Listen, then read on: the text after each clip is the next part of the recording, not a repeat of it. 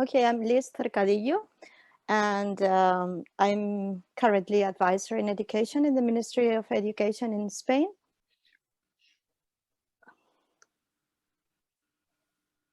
Yeah, we bumped into this issue of globalization since 1990s, since the end of last century.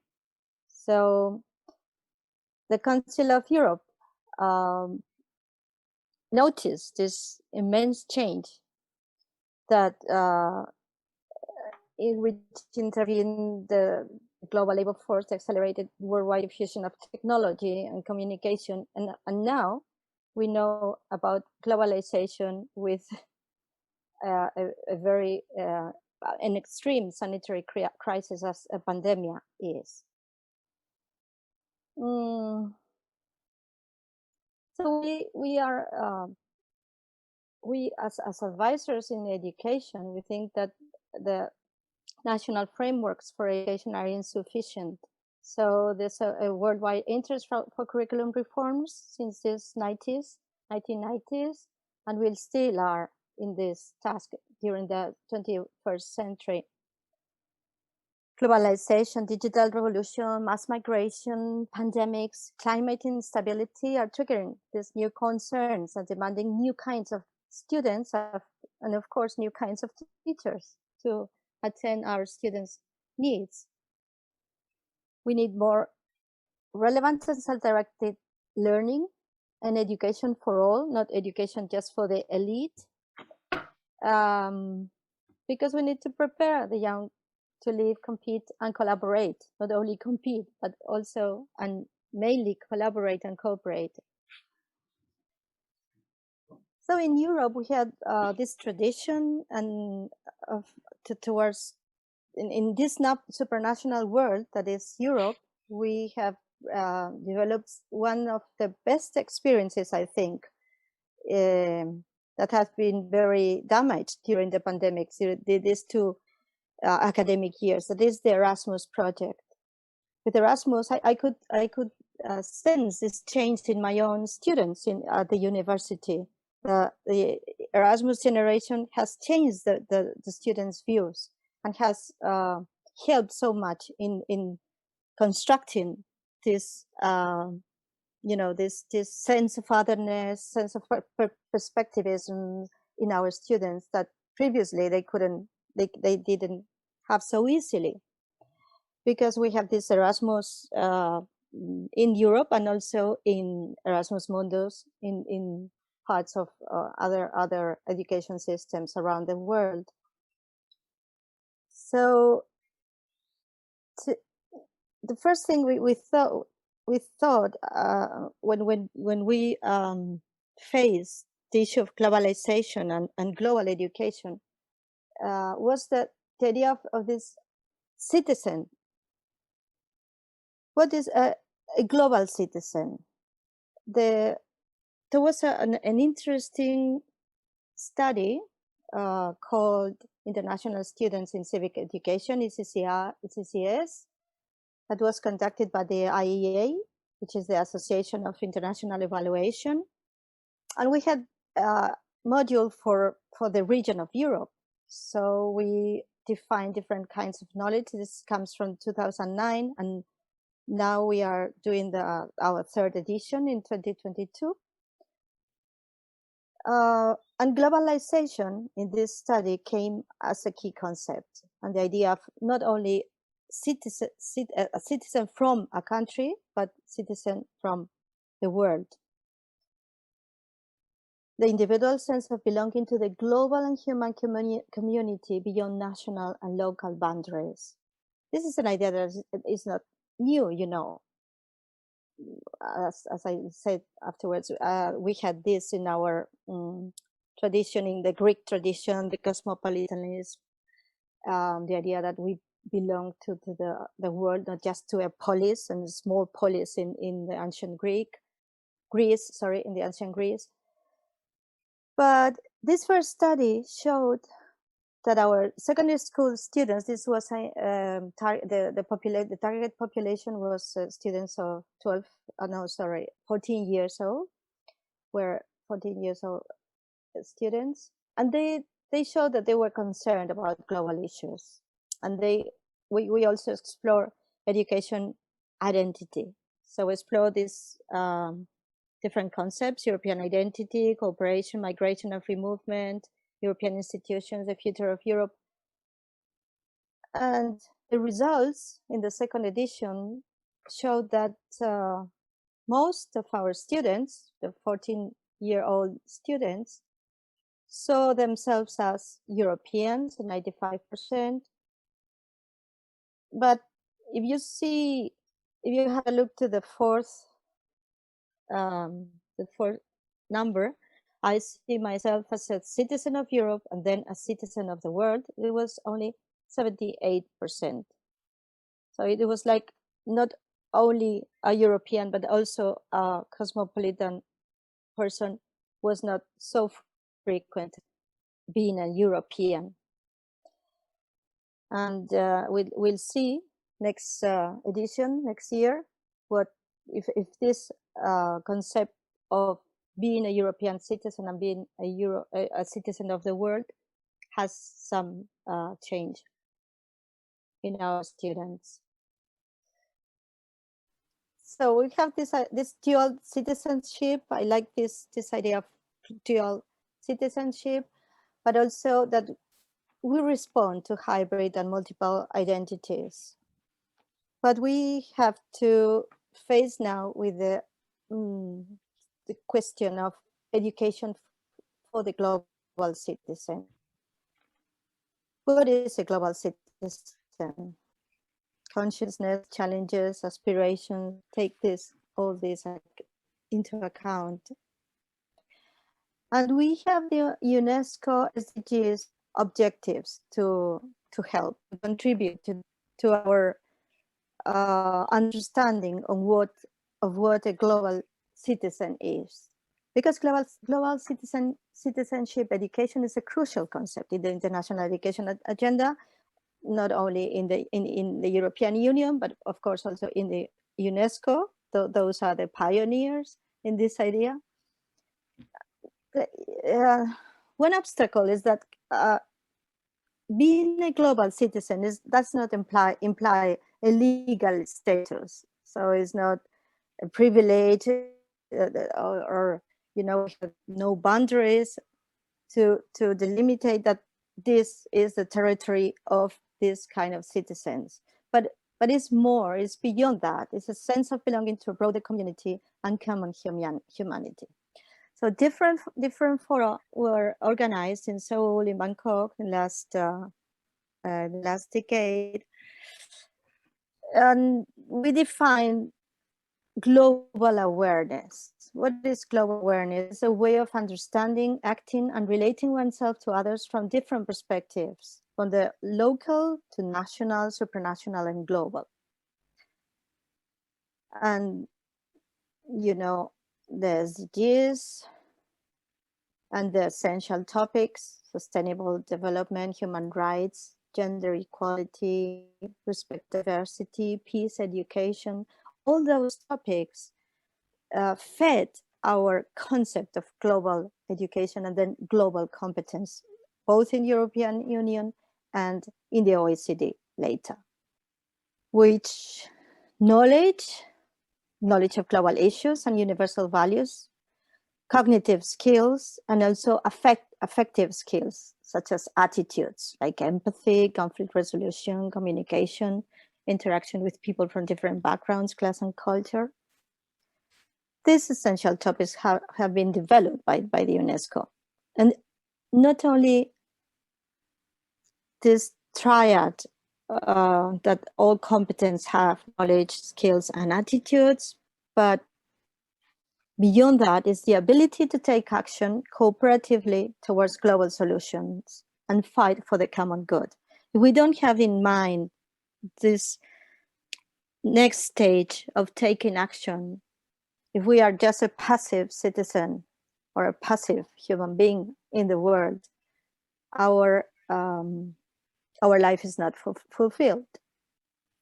Then we have this shift from global education to global competence, and in our international studies of assessment and in our national curriculum development.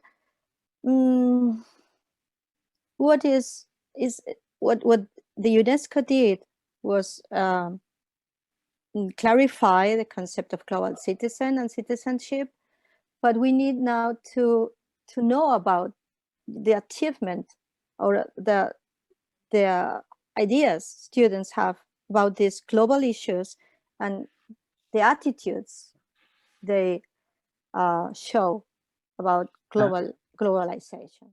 Well, I refer to Asia Society and a very interesting project that was a background for the framework in the OECD project in global competence. And it was global competence for the first time was defined, and it was defined as the capacity and disposition to understand and act on issues of global significance. Again, this balance between the knowledge and understanding and the action. Veronica Bois-Mancilla and Andrew Jackson made a very nice work on this project in Harvard, and about globally competent students. But this was reduced to local context. So what we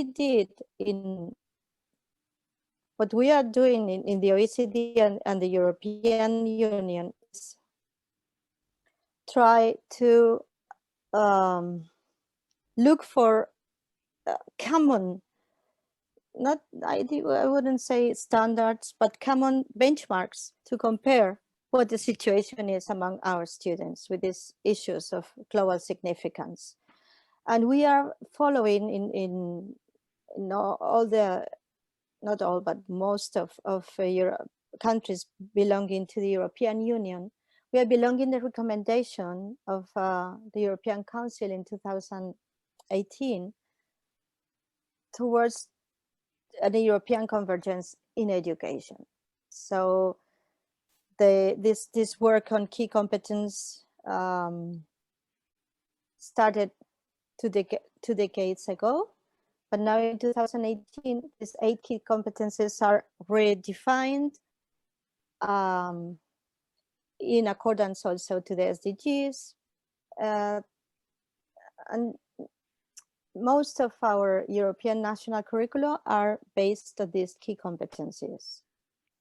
One of the main competencies, competence 6, that is called citizen competence, and it's developed through, at these different stages, global, European, and national. And common conceptual frameworks have been developed.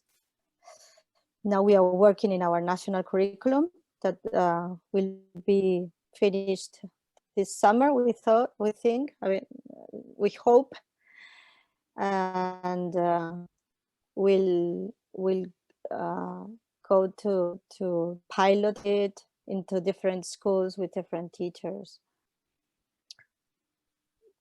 With regards to the global competence understood, how it is understood by the OECD, well, you'll have Andreas Schleicher, who is the director of PISA in your conference, so he'll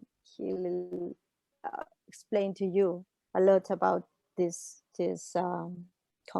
project, this new competence.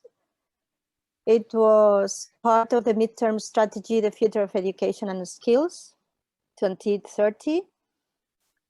And of course, OECD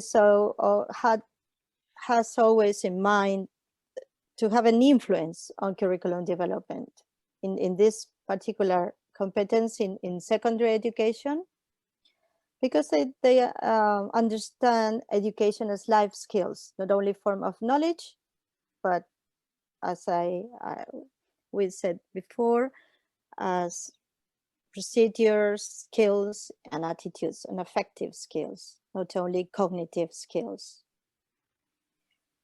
We had a lot of debate when we were, discussing about this new competence, because this was launched it was published in 2019, at the end of 2019, but we had previous work for two or 3 years.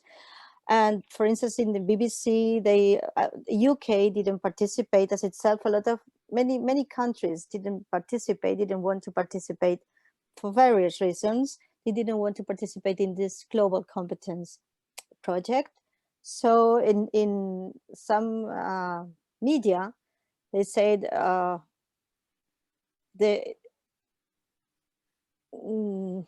it was an attack against tolerance and so on. But for the first time in this 2017, 2018, the OECD focused on moral, civic, and artistic development, not only on cognitive competence, as you know, the traditional competences were reading, maths, and science. Global education rankings to measure tolerance. In a way, yeah, could be tolerance. So this emphasis was new for OECD then on attitudes and values. But as OECD develops their projects so rapidly, it's not like the European Union that we have to get to a consensus all the time with the different countries. You know, the OECD is so assertive. It's like a machine, a never-ending machine. So they launched this new competence, and despite all the heated debate, they persuaded us, another 5 countries, to participate in the pilot and see what happened with this global competence project, because it was really hard, you know, to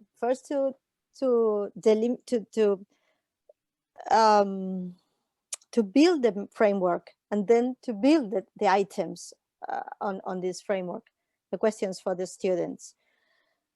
So we had a lot of obstacles, some of them issues of validity and reliability, because we are asking, you know, very sensitive issues that are not so well defined, and they are not easy to measure at a comparative level. You know, the Eastern countries were telling us, well, we don't have this mind as you have in the Western countries, so how can you compare things like perspectivism and self-efficacy and so on? Then other countries said, this is too much for the teachers, they have enough, we don't want to you know, to talk about a different subject and so on. But I think the main issue was political sensitiveness.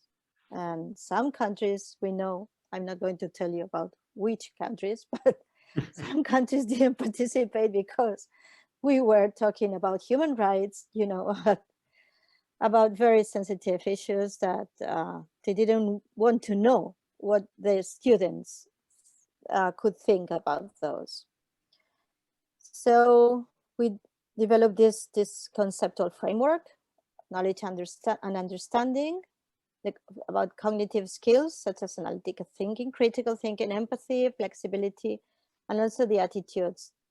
These are the most, you know, particular concepts of global issues, that are the openness towards different cultures, the respect for the otherness, this wonderful concept of otherness, the global conscious, and responsibility. Again, responsibility and take action. We had different dimensions, like processes to measure.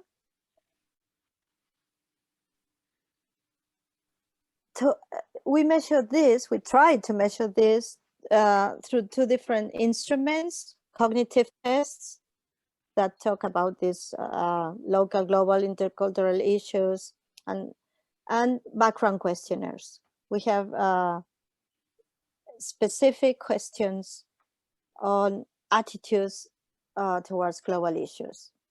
So we came to this definition, among all these countries that were participating, saying that global competence is the capacity to examine local, global, and intercultural issues, to understand and appreciate the perspectives and worldviews of others, to engage in open, appropriate, and effective interactions with people from different cultures, and to act for collective well-being and sustainable development. That's very big words, but we have to have this explicitly in our curriculum if we want to teach it. So we have to do explicit teaching. Content domains. And the cognitive tests want to find out how well students can critically examine these issues and how well they can understand multiple cultural perspectives. I'm not going to give you here some examples, but we have all in our web pages in different languages, in English, of course. We have all these tests in the OECD web page and in our web pages in all the countries that participated. And they have very good ideas, our students in these 27 countries where, you know, in PISA, we participate in more than 80 countries. And in this global project, there were only 27 countries which participated. They will need to adjust to a new place and separate from friends and family members and leave their homes behind. They will face the difficulties of finding a job. These were some of the answers students gave to a situation that was stated for them to react. Workers in a plantation, or questions of human rights, and propaganda campaigns with t-shirts, and what is really important. They say because people are ethically aware, they have realized that fighting for workers, rights is more important than buying a simple t-shirt.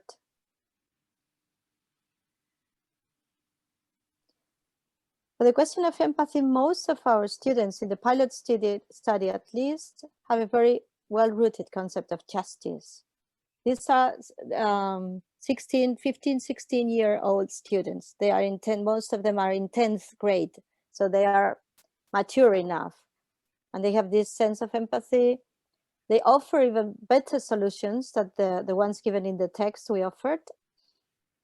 They know how to relate their own experiences with the stimuli they are given in the tests.